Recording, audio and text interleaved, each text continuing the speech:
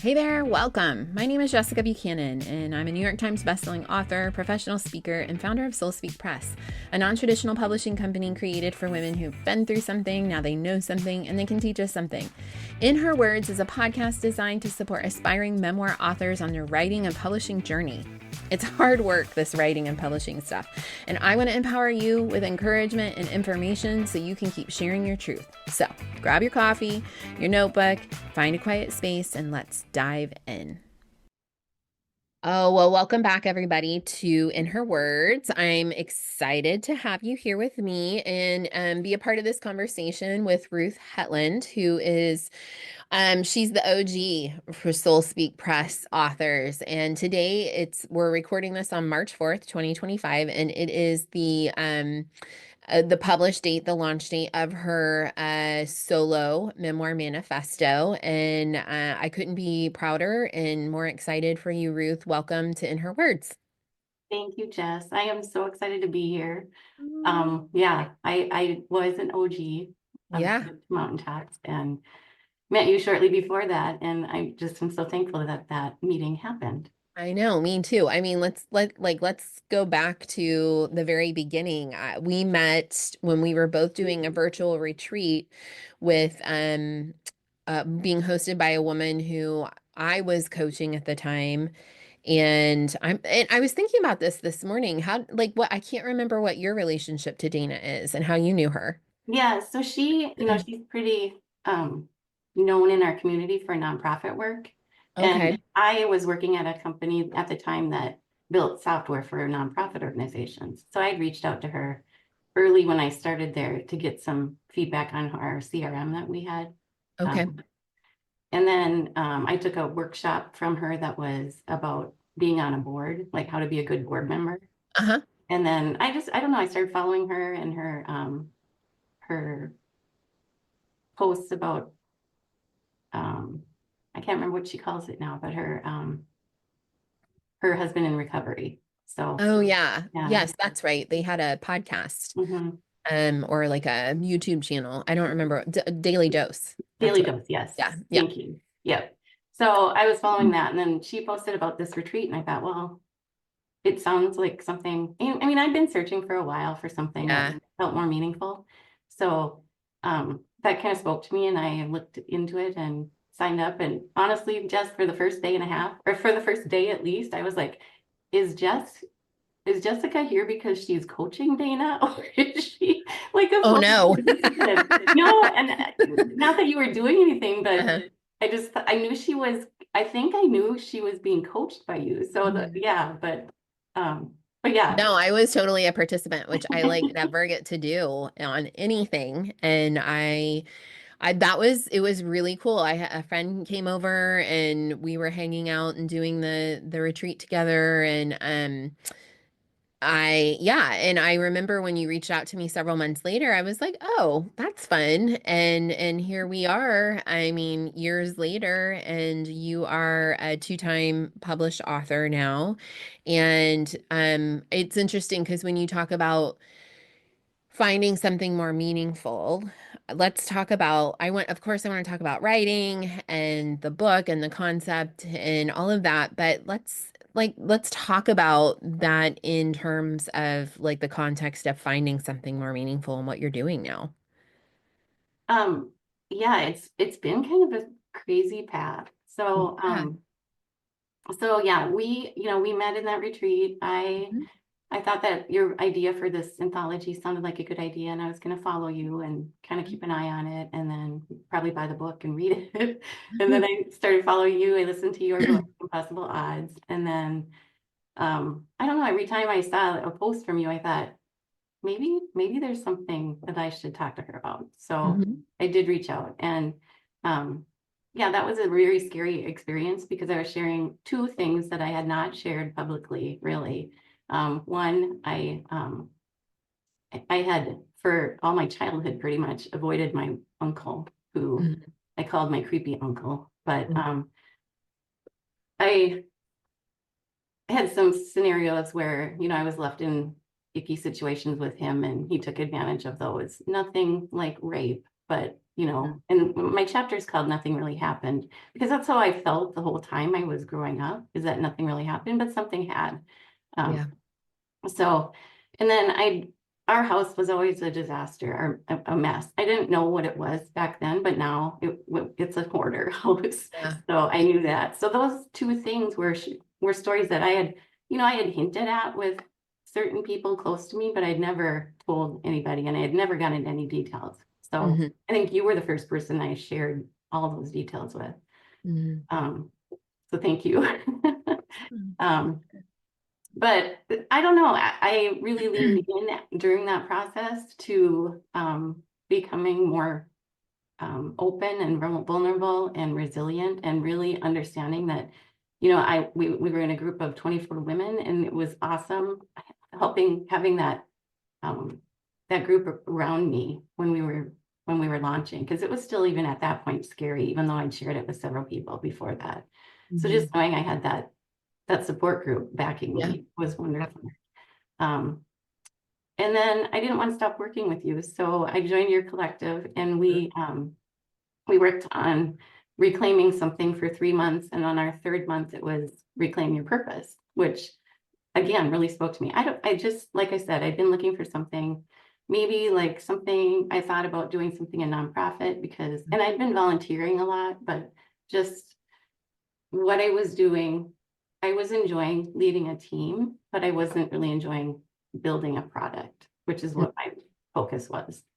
So, um, so we had a one-on-one conversation that ended up, because you asked the great questions. I talked a lot during that conversation about this company I'd worked at several years ago, early in my career. And you just dug into that, and you're like, what was it about that company? And I couldn't really explain it, but throughout the process and talking with you and coming, my search for trying to find a good culture, Mhm. after that, it just turned into your recommendation that maybe I should write a book. And I was like the first going, oh my gosh, I can't even imagine doing that. But it was the best decision I've ever made. So that's how it Love started. that. It was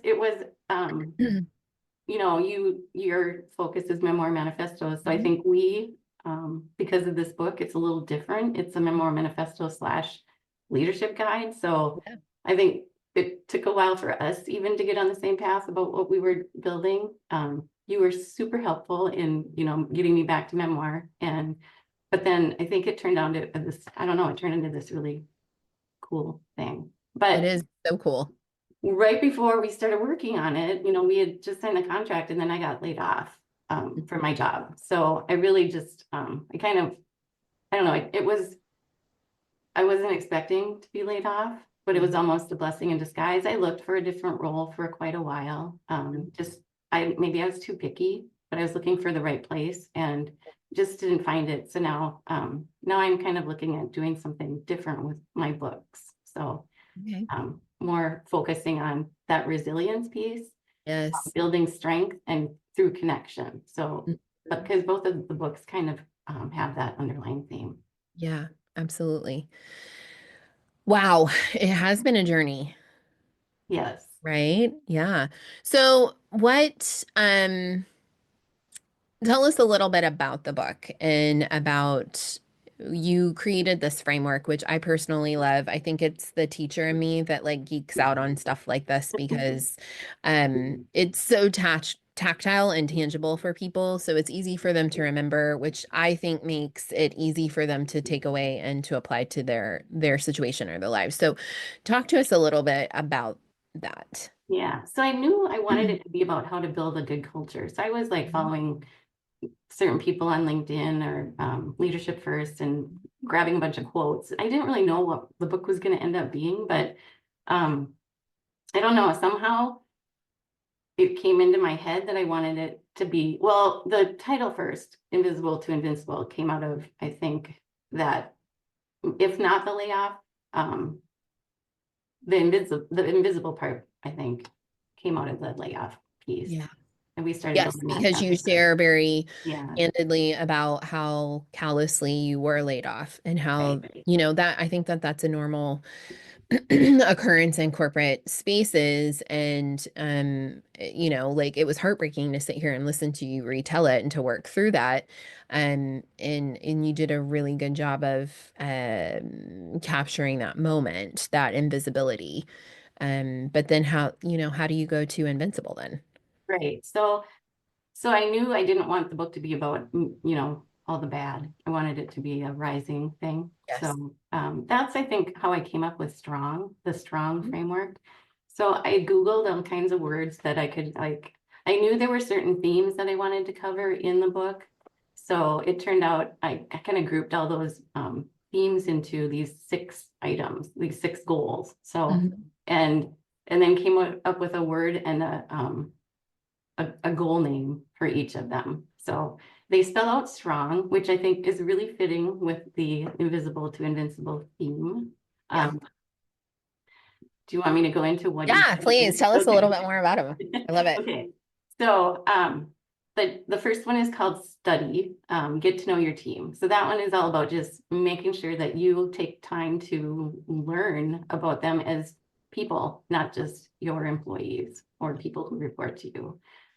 So what I do in each chapter is tell some of my experience, which is vast. I worked for several, like almost, I think 30 years actually. So in different roles, mostly as an individual contributor. So a lot of my stories are examples of leaders who I reported to who either did well or did not do so well Hmm. in those areas.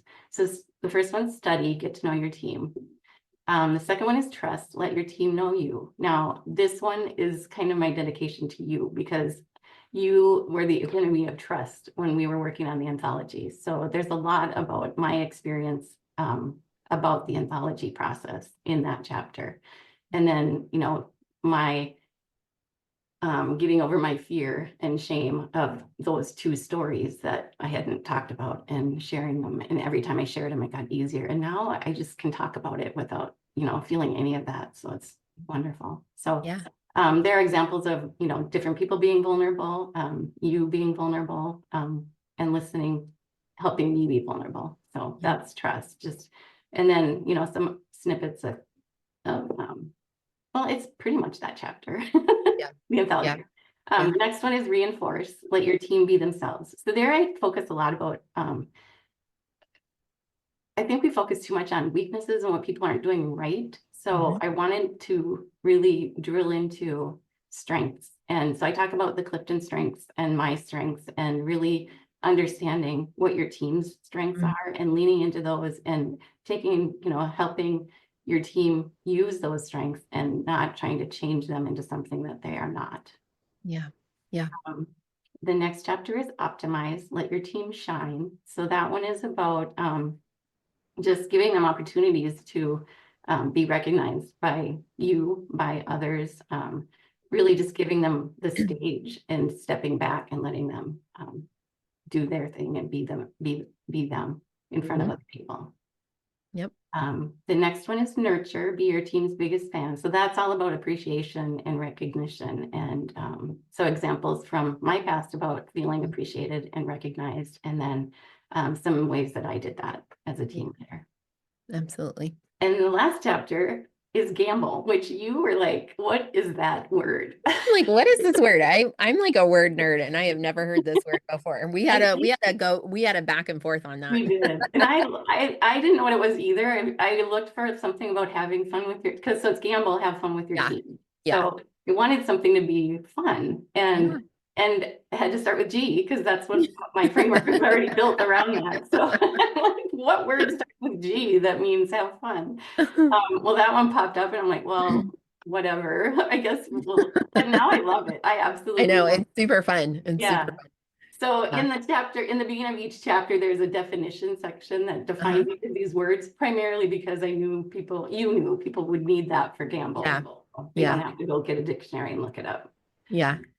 So that's the framework.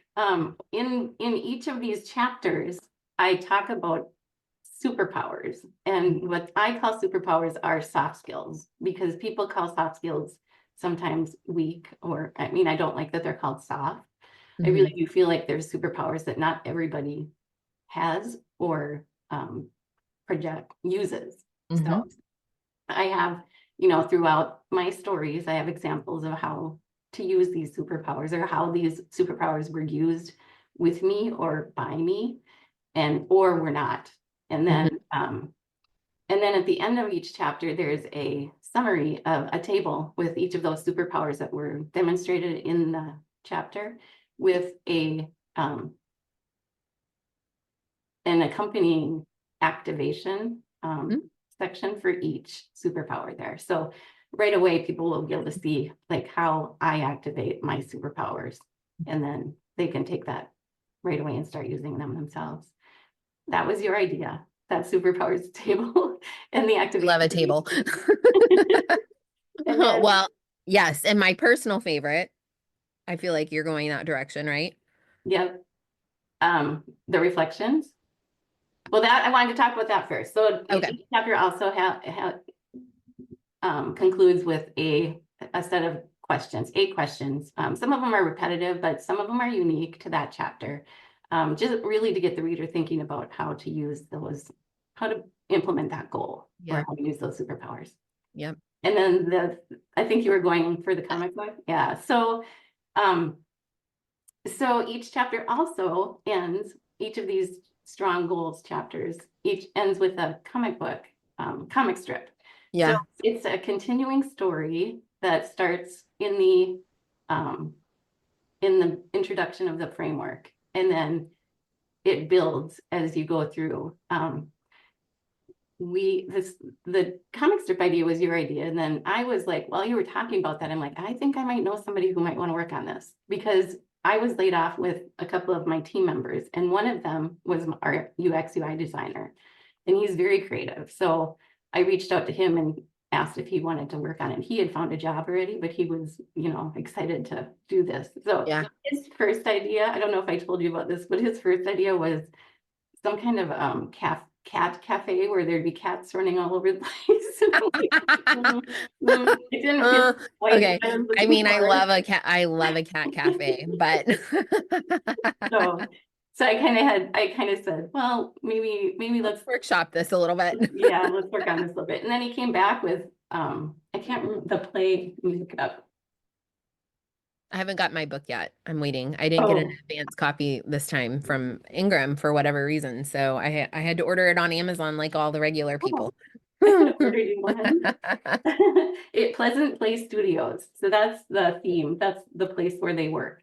And it's about a manager who her team has to build a new game. And she is struggling because they are not coming up with any good ideas. And then she remembers that she has this awesome book on her desk called Invisible to Invincible. So it kind of walks through each of those goals and ends with them building this game and playing it at the end. Yeah, Pretty it's fun. really clever. The whole I thing is, actually created that game for my launch party. oh, you did? I built it out of a kettlebell and some supplies from Michael's, so people can play that if they want to.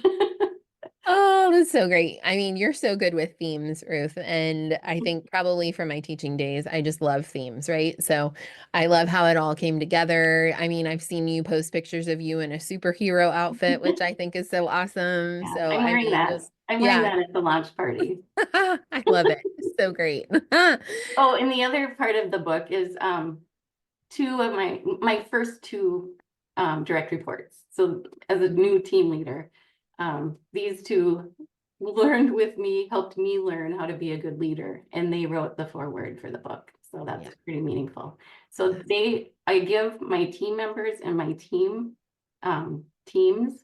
as they like evolved through my tenure there. I gave them team names like superhero, team, Hmm. and individual names, so character names. So Yeah, the Tenacious Triad will be at the launch party. Those are my first three. So that's so that's great. pretty I fun. can't wait to see the pictures. So what was the hardest part about putting all of this together? Because clearly, you have been so creative and this is so original. And it has such potential for so many offshoots and other ways that you can develop and brand. And you really have created an author brand for yourself, which I know is part of the plan, and I love because I can totally geek out on that stuff. But what has been like the most challenging part of this whole process? I think, like I said early on, was the trying to get it into that, like, to fit, like, what am I actually trying to build? Once Mhm. we had the framework kind of laid out, I think it got a little easier. And then it was just each chapter, really, I wrote a chapter in Deserts to Mountaintops. And I heard Show Me, Don't Tell Me all the time in that chapter, but somehow this seemed harder to do. So, Mhm. but really, really getting into like how to help the reader feel what I was feeling. Mhm. Um, Yeah. so What has been the most surprising part of this whole process for you? like the writing process, Yeah.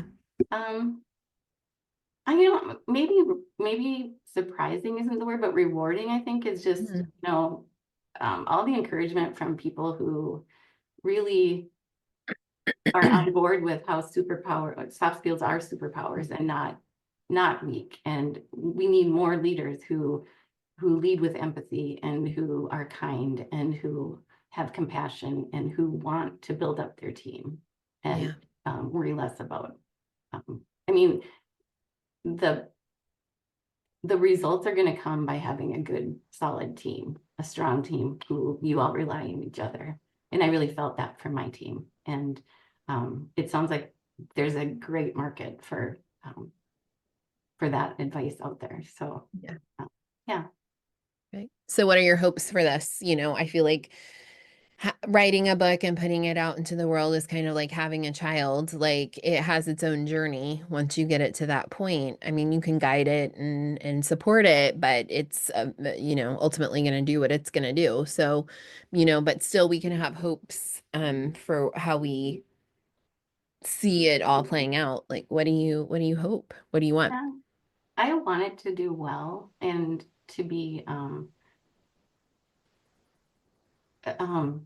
seen by as many people as possible, and hopefully just help, like that whole mission of, instead of trying to find the next company that has a great culture, helping to build more companies that have great cultures. So being Mm, a part of that, I think, is really what's driving me, that being yeah, part of that mission. yeah, that's great. Um, so how can people reach out to you? How can they connect with you? And what kind of, I guess what kind of services do you offer in term or are you building? It's so interesting to me because you've been in product development. And Mhm. so here you are like really using those skills to build this book and to build this brand and so what's next? What are you building? Well, I'm looking into speaking opportunities, like building keynotes and workshops built Mhm. around the book, built around those themes of resilience and strength and community, working together to build up each other and become stronger together. Um, I am also working with you on an Yeah. upcoming anthology. Mhm. So I am going to be a lead author in a book called Why We Run. Stories from women who have navigated obstacles, hit our stride, and finished strong. I have my notes in front of me that I'm Yeah. picking No, at. I'm glad you do because I can't remember any book title. Yeah, they're so long. But so I've been recruiting for contributing authors for that, and am excited to work with you, or to keep working with you. I just want to keep emphasizing those themes and helping other people feel that. So whatever that looks like, I've been doing some speaking courses to get more comfortable speaking, and to get get materials put together, and then some coaching maybe. I don't know. I'm kind Yeah. of open to what's coming, but yeah, I'm working on a website with um, with a company here in town that I'm super excited about launching. But Awesome. yeah, In the I'm meantime, on how I'm can on people connect with Instagram. you? Oh yeah, I'm on Instagram, Ruth A. Hetland. I changed my LinkedIn so that it's the same now. So that's Ruth A. Hetland as well. And I'm also on Facebook. All of those are the same. Okay. So Well, Ruth, who would have thought that years ago when we were sitting on that virtual retreat together that we continue having this long working relationship, and what, Soul Speak Press has morphed and evolved in that time too, and continued to expand and grow, and it's just been a pleasure to collaborate with you and support each other in this journey. So thank you for trusting us to do that with you. Thank you. I'm so glad. I'm so happy to be here. In Her Words is hosted by me, Jessica Buchanan, and is produced by Soul Speak Press, a non-traditional publishing house for women who are ready to tell their story. If you would like to know more about our submission process, I encourage you to check us out at www.soulspeakpress.com or follow us over on Instagram at Soul Speak Press. We appreciate all your questions, and if you would like to leave us a review, we would be so grateful.